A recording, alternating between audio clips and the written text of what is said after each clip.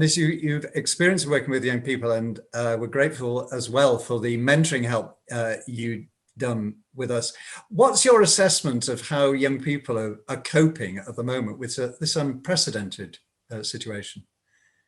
I think it's been really difficult because the government messaging hasn't really been clear for anyone, and in particular for people that are starting out in business or like have got their own small businesses. It's been really difficult to be able to sort of like plan for the future because it hasn't been clear.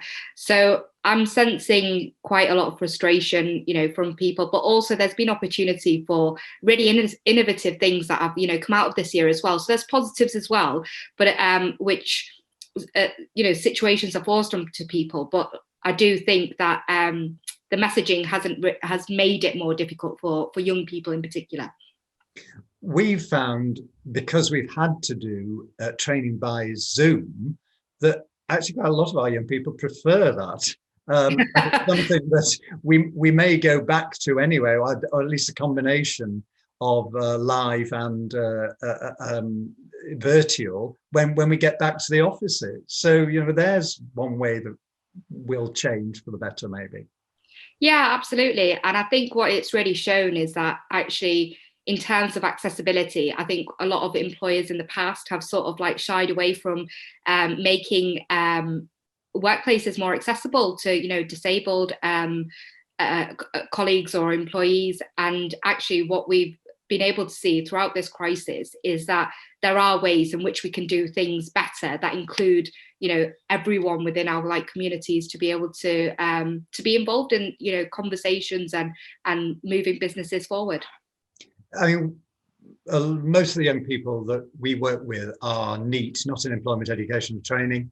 They also have, compared with you and I, very sounds terribly patronizing, and you know, you try not to be, but they have very little experience of the great wide world, which is the world they're going to have to work in if they want to run their own business. You must have felt that it's extremely difficult to give them that experience, and particularly at this time when we're in any form of lockdown.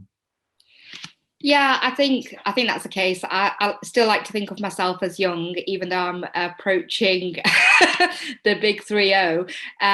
So I'm still clinging to the fact that I'm in my 20s. But yeah, I think you're right. The experience has been, it can be varied. And I remember when I first started going into, you know, getting a job, I worked in a call center. I worked as an admin assistant, and actually that sort of experience was important. But I think there was always a frustration as well that like things could be done better, and that, you know, that you sort of go in with the naivety of youth sometimes. There's sometimes that naivety of like looking at things in a fresh way can explore and open up lots of different ways of working, which I think is really important. And I think people should always hold on to that as well, that it's not a bad thing that like you're looking at things in a different way to make things better, where people have sort of got stuck in their ways about working in certain ways. Now, as well as you having to cope with the COVID situation, the whole Black Lives Matter movement kicked off this year. As a result of one incident in America in particular, though there was a huge groundswell of movement towards coping with racist attitudes throughout the world anyway, wasn't there? But must have been a huge undertaking for you. I know it took a lot of your time.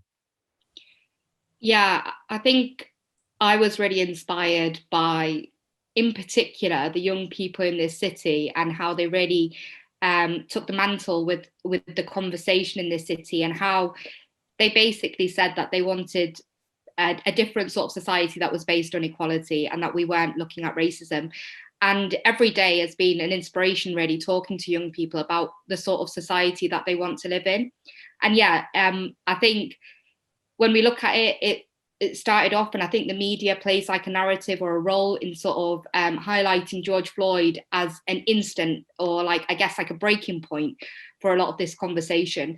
But a lot of this was existing in America, under Barack Obama, in terms of the way in which the police were treating black men, black people in particular, within society. But I think also within the UK, our conversation around racism has been quite stunted, and actually there's a lot of, it's quite passive aggressive sometimes as well in terms of that conversation. So it's a bit more difficult to sort of pinpoint.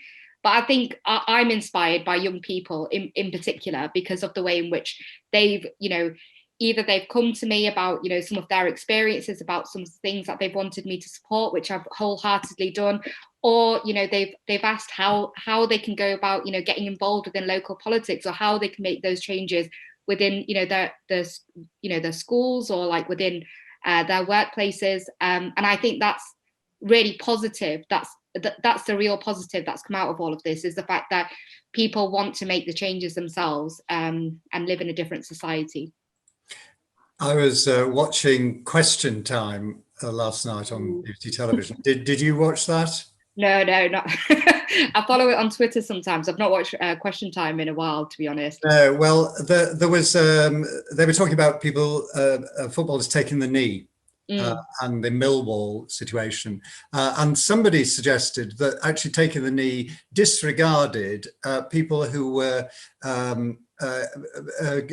making homophobic remarks or anti-women. But this is not about differentiating between those. This is about being against intolerance of any sort, isn't it?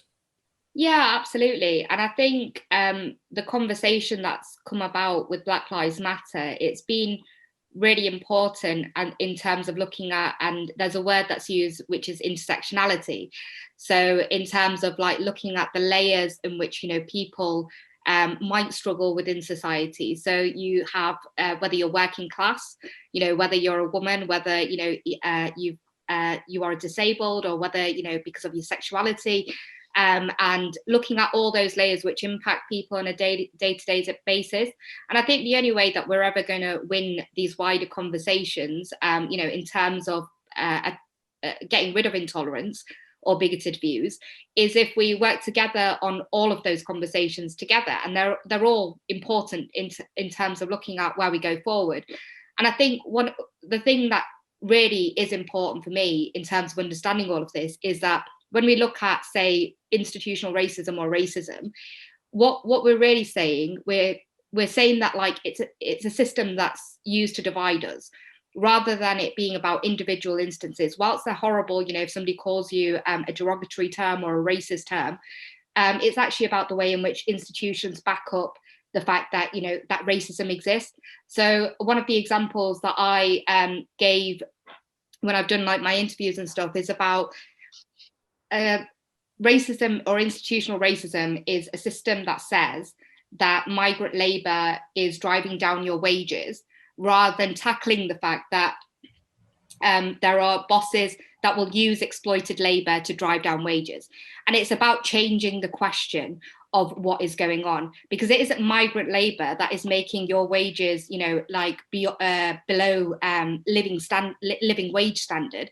It's the fact that, some bosses aren't giving people real wages in which they can live on. And I think once we start looking at those questions in those ways, and trying to figure out why people are trying to divide us, when actually all of us want, shelter, all of us want, to have opportunities for our kids, opportunities for ourselves, and also, to have like a full belly, to be able to eat, and, not to feel hunger, to be able to, do those basic things, as well as the things that, really inspire us.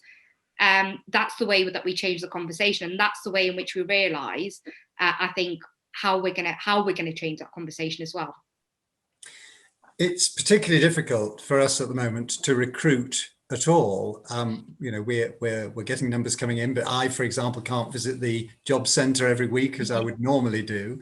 But we're very anxious to reach everybody. How do you think we can better organise our operation, that we can reach a whole range of different and diverse communities? Well, I think it is about looking at the plurality of mediums that are on offer. So I've I've not made any TikToks, but I've been very interested in how young people are using TikToks. And actually, one of the things that I've really noticed on TikTok is how people promote their businesses, or and how they've been able to create sales out of it. And that's been quite a successful way in terms of people being able to support each other through this pandemic. But I think also getting the messaging out in, simple, easy to digest ways. TikTok is brilliant for that, I think, if you're following the right people, I guess.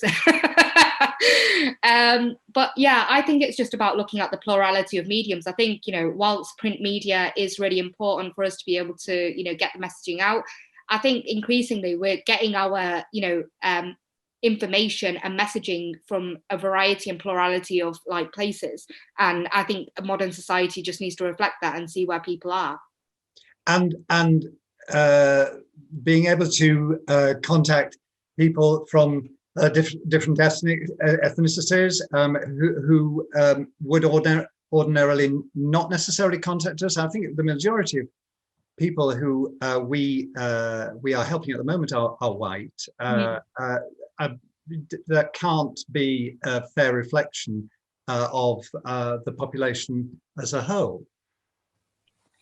Yeah, and I think it's just about, sort of people knowing that you guys are there as well, because I know that I wouldn't have heard of you without Charles, and he's quite prolific on Twitter, isn't he? So